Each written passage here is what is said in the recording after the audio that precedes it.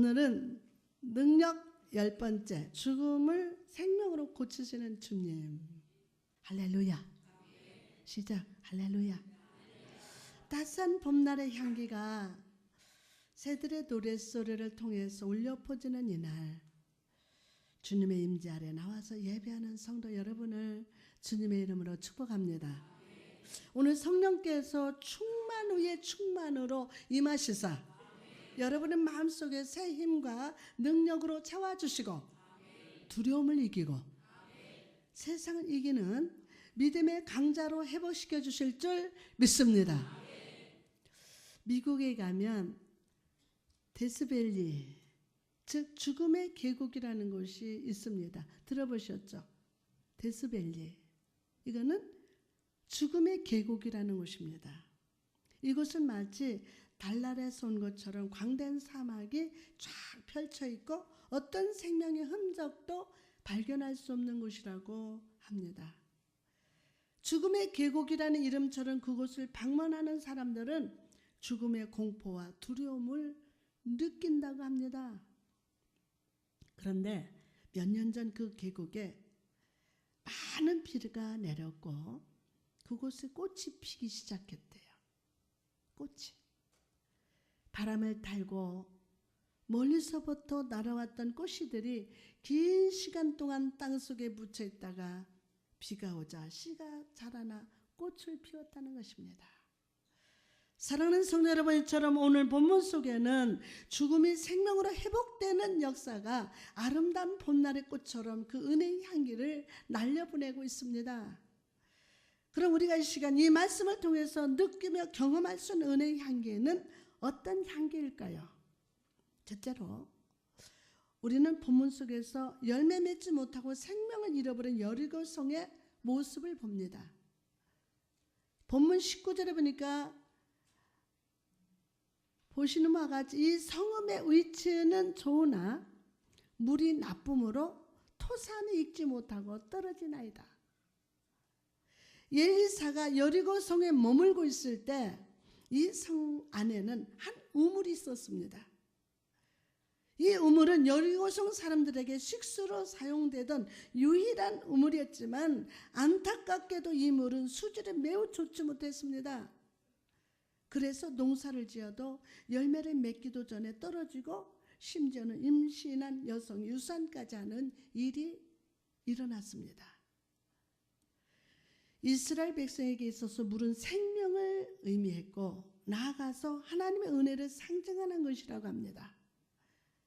얼마나 물을 소중하게 생각했는지 만약에 길을 가다가 물병이 깨지면 물병에 담긴 꿀을 다 쏟아버리고 물을 옮겨 담을 정도라고 합니다.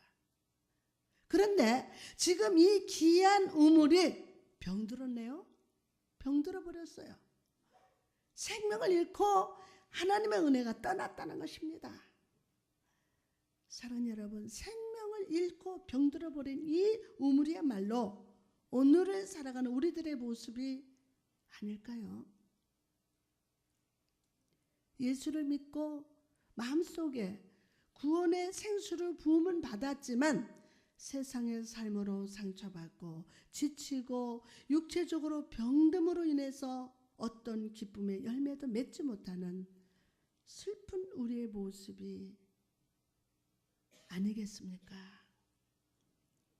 시편 56편 8절에 보니까 나의 유리함을 주께서 계수하셨사오니 나의 눈물을 주의 병에 담으소서.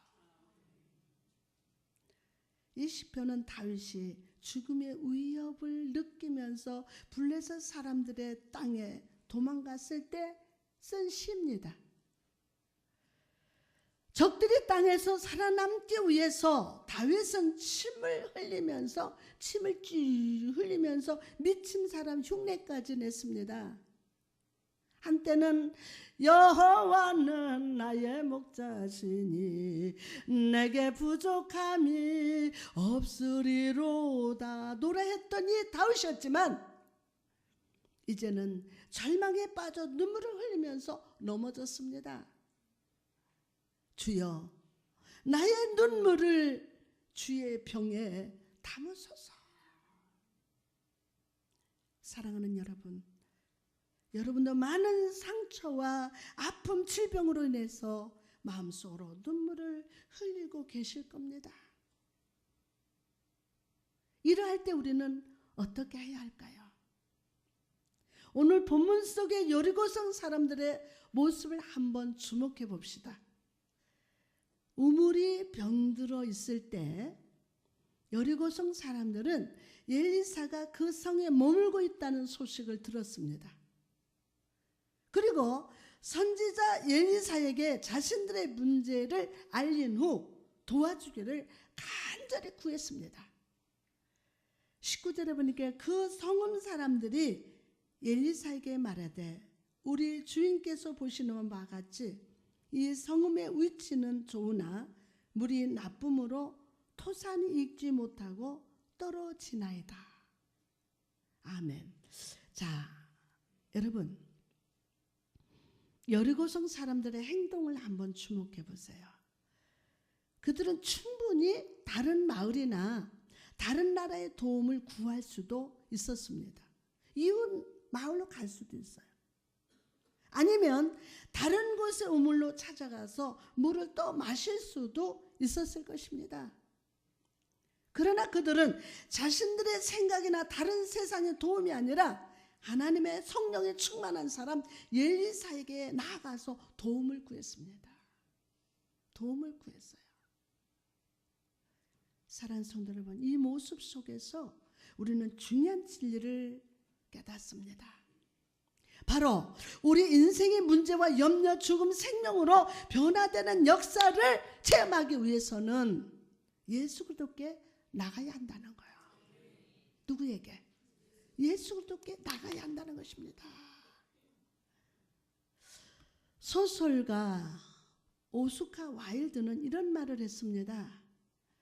상한 마음을 통하지 않고 어떻게 주 예수 그리스도가 우리 마음속에 들어올 수 있단 말인가? 마음이 병든 자여, 상처받은 자여, 생명을 잃어버린 여러분이요, 이 시간 그 상한 마음이 여러분의 발걸음을 주 예수께로 인도하는 통로가 되기를 축복합니다. 세상을 향해서 손을 내밀지 마십시오.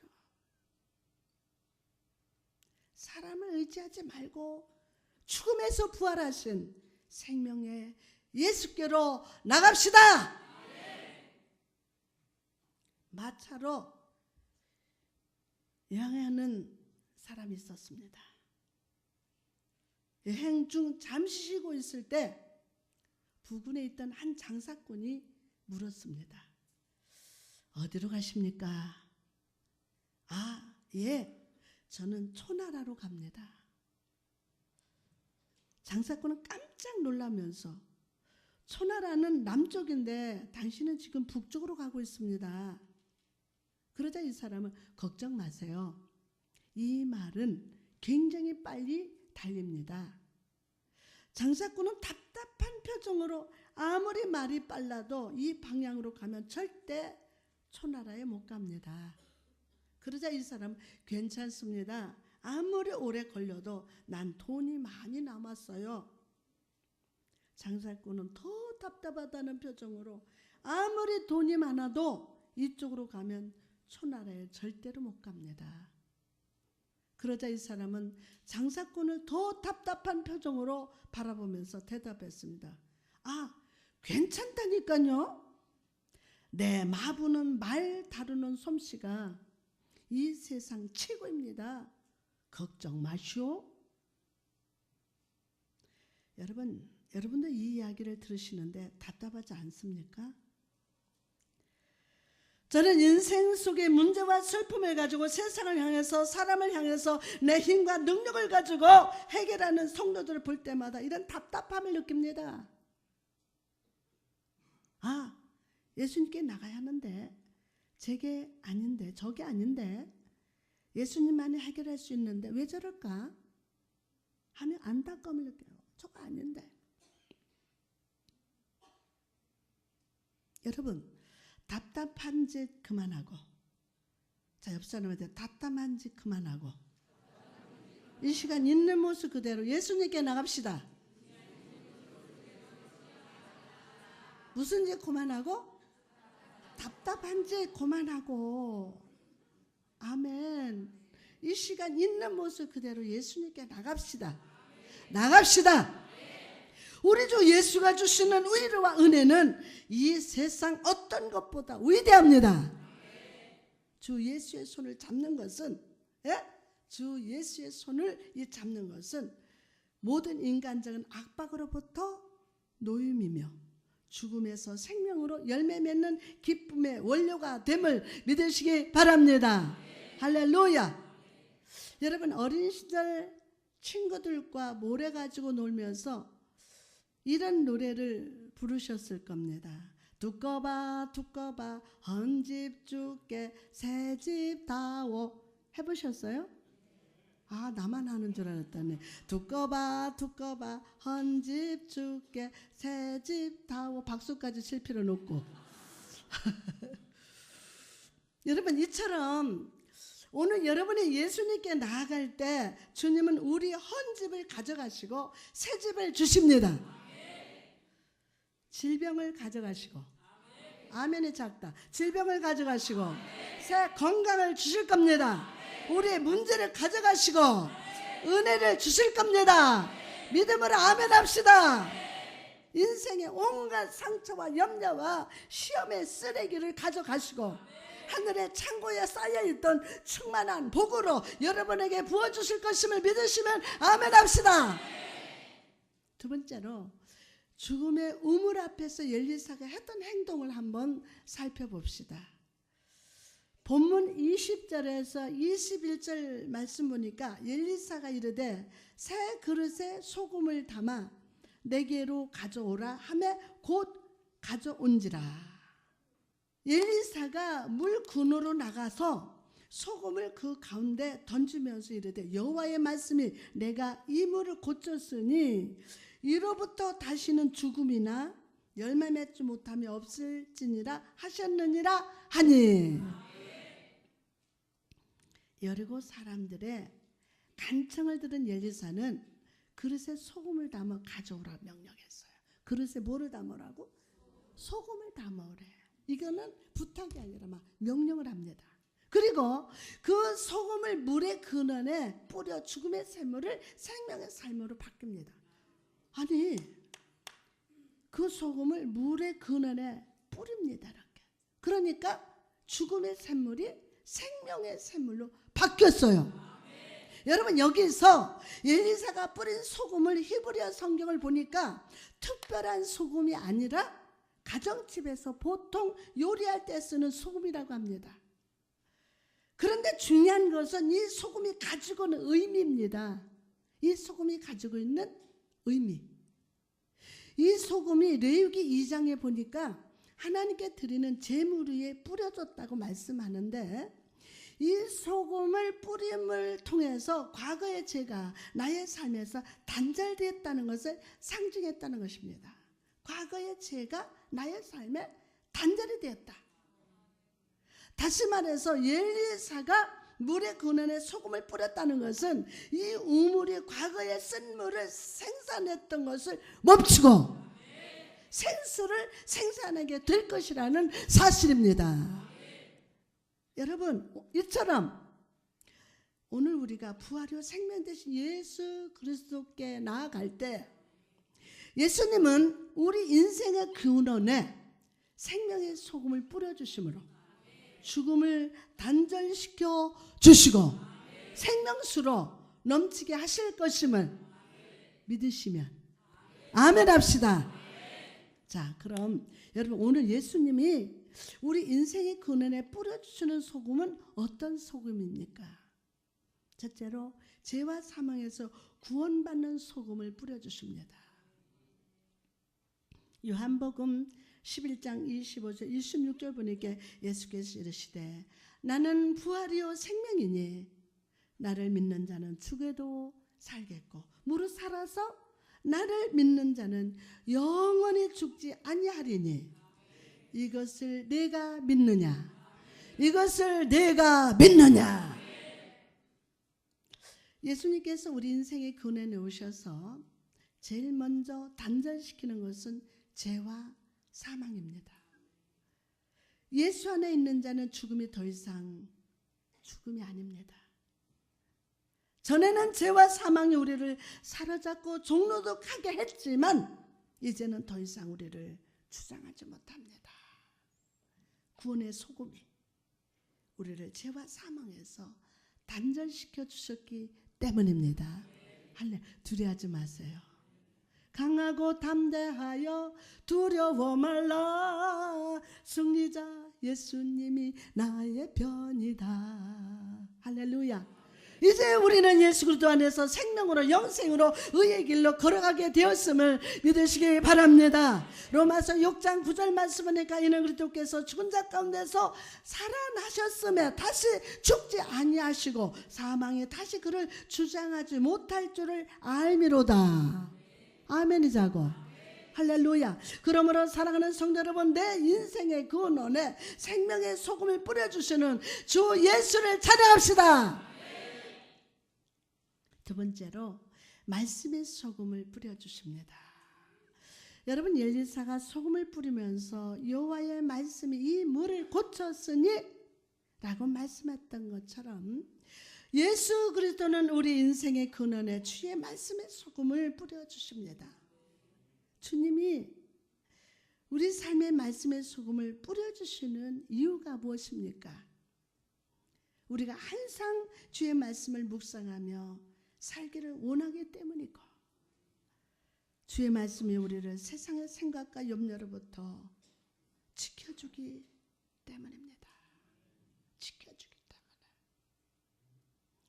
베드로전서 2장 2절 말씀 보니까 갓난 아기들같이 순전하고 신령한 젖을 사모하라. 이는 그로 말미암아 너희로 구원에 이르도록 자라게 하려 함이라. 주님은 우리가 하나님의 말씀을 사모하라고 명령합니다. 여러분, 여기서 사모라는 말은 헬라어로 에피포세오라고 하는데, 여기서 에피는 메아리처럼 반복하다라는 뜻이고 포세오는 갈망하다라는 뜻이라고 합니다. 다시 말해서 사모하라는 말은 어린 아이가 배가 고파서 어머니의 젖을 찾듯이 말씀을 갈망하고 갈망하며 또 갈망하고 또 갈망하는 삶을 살아라 라는 것입니다. 여러분, 어떻습니까? 항상 주의 말씀을 갈망하고 묵상하는 삶을 살아가고 계십니까? 어떤 목사님이 한 집사님의 집에 신방을 갔습니다. 그리고 예배를 마치고 집사님에게 딱 물었어요. 집사님, 집에서 계실 때 항상 성경을 읽으십니까? 목사님 물었어요. 그러자 집사님 굉장히 자신감 있게 넘치는 얼굴로 대답을 했습니다. 그럼요 목사님, 저는 하루라도 성경을 읽지 않으면 밥도 안 먹습니다. 이 말을 들은 목사님 정말 마음이 뿌듯했습니다. 그런데 여기서 멈춰야 하는데 이 집사님이 목사님께 자랑하고 싶은지 딸을 불렀으면 아무개야 딸을 불렀어요. 그리고 옆방에 가서 엄마가 매일 읽는 책 좀 가지고 오너라 라고 했습니다. 그래서 딸이 방에 가서 책을 가지고 왔는데 그 책은 바로 여성중앙이라는 패션 잡지였다고 합니다. 여러분 어떻습니까?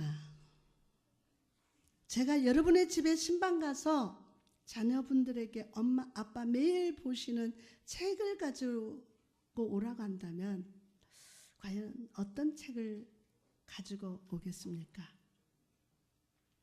오늘 주님께서 이 시간 제 입술을 통해서 오늘 말씀을 뿌려주십니다. 그렇다면 일주일 동안 삶 속에서 이 말씀을 계속 묵상합시다. 여러분의 말씀을 묵상하고 생각하고 입술로 고백하면 주님께서 그 믿음의 입술에 기름을 부어주시고 말씀의 능력이 되게 하실 줄 믿습니다. 말씀의 영이신 예수 그리스도께서 여러분의 인생 속에 임마누엘로 함께 하시사 말할 수 없는 용기와 믿음으로 채워주실 줄 믿습니다.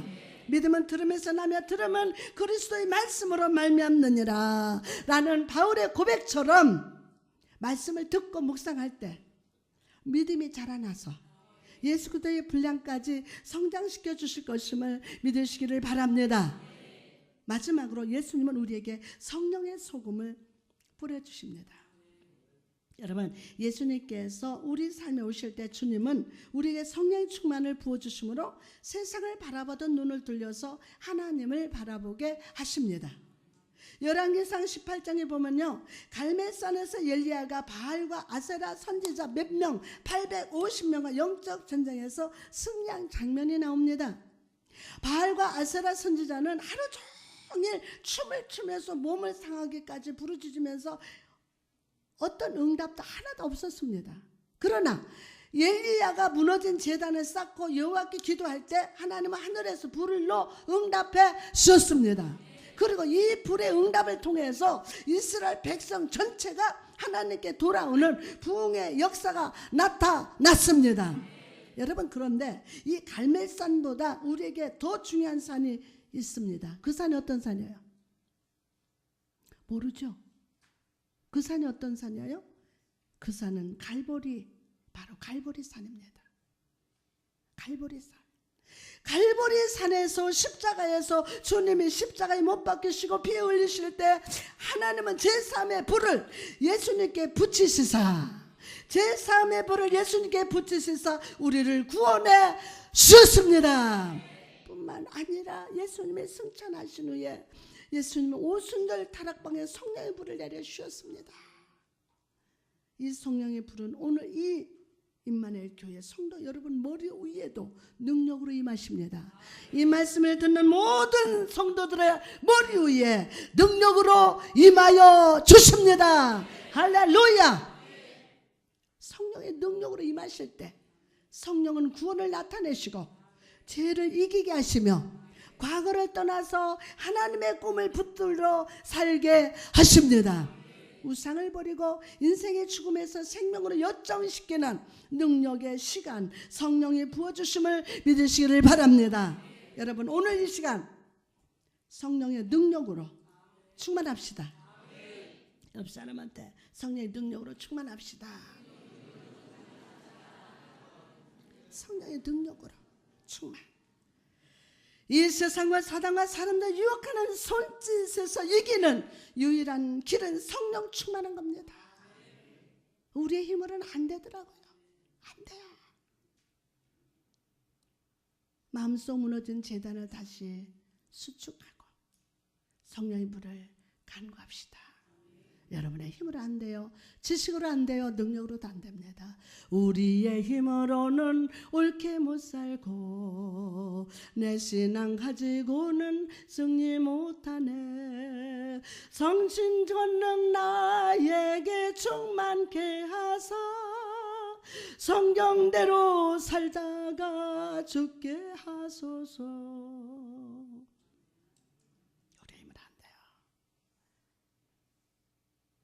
마음속 무너진 제단을 다시 수축하고 성령의 불을 간구합시다. 그럴 때 하나님께서 우리에게 부흥의 불을 내려주시고 우리 삶의 역사는 시험과 염려, 사단에게 심판의 불로 임할 줄 믿습니다. 성령 이 시간 모든 성도들 심령 속에 충만으로 불로 생명으로 임하여 주옵소서.